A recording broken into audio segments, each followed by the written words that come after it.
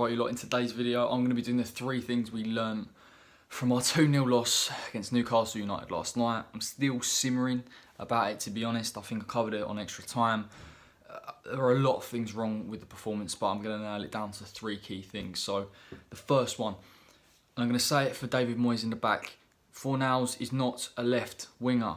He never has been, he never will be, he lacks the pace, he's not direct. He is a playmaker. At Villarreal, he was a number 10. In the Spanish under-21s, he's also a number 10. His passing range, his ability to see the pass, his vision to get the ball in behind for the likes of Bowen if he's moving forward, is what we need in that 10 role.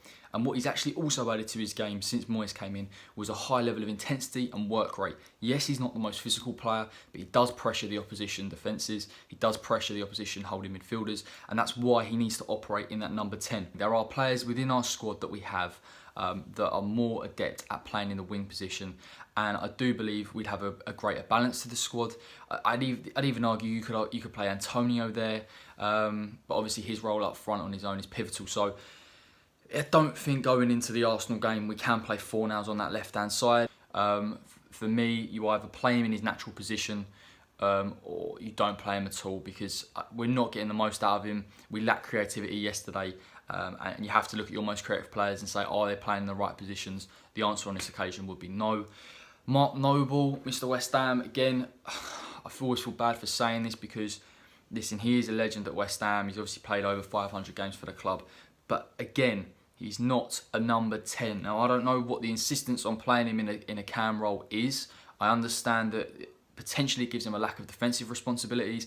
It means that he has the freedom to press when he wants to. But essentially, we're shoehorning in a man that within our system that bases a lot of the style off athleticism, of getting forward in numbers, of pace where we have it, and power. Noble doesn't really fit into that role or into that mould. I think we have more natural number 10s, as I've mentioned, Fornals. The argument could be Lanzini. You could play Felipe Anderson there. I think we saw when Yarmolenko came on, he would play quite central as well. There are better attacking options to play in that role than Mark Noble. I just think we need to start looking at players that fit in the system, that fit within the roles, based on their history, based on their tendencies. This shoehorning in of players to positions that don't work. And I think that the reason why he continues to play is because of his leadership qualities. I don't think there's anyone disputing that he's a leader, but I just don't think we can carry someone like Mark Noble, and it absolutely screams of Kevin Nolan a few seasons ago, where he lost his pace and Sam Allardyce continually put him in the squad. And the problem is now it's sort of diminishing returns factor. Finally, what I want to say is the fullbacks. Now, yesterday was an odd one. Normally, I'm the guy to shout from the rooftops that our fullbacks are poor. Yes, they are. I still think that's the case. I think what you saw in the first half, and this is the thing that shocked me, because I watched West Ham a lot and I didn't realise that maybe this is what he was getting at. And we've seen from Dan's stats saying that Cresswell has had the most attacking third touches of most of the players last season. It's because he tries to push them on as wing-backs when we're in the attack, and either Souček or in particular Declan Rice in that first half would sit with Diop and Ogbonna to cover.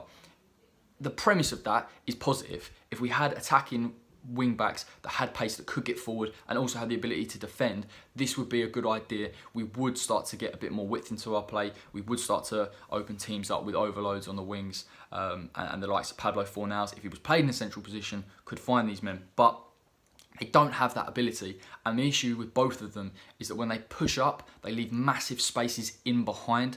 There's an argument even with the Hendricks goal, albeit it was a brilliant shot. He should have got out closer to him. We're seeing the same pattern over and over again. You know, that our opposition teams know how to beat us, and I think Newcastle knew that yesterday when they played a 4-4-2. They knew that they could use Wilson's mobility, they could use Carroll to occupy the defenders, and keep the width with Hendricks and St. Maxim. It was a it was a super poor performance. I can't describe how bad, in my opinion, that was. There was no real intent as well. So, listen, those were the 3 things that we learned against Newcastle. Obviously, I will do the preview for the Arsenal game. We've got a view from the opposition, the preview itself, and extra time next week. But until next time, take care.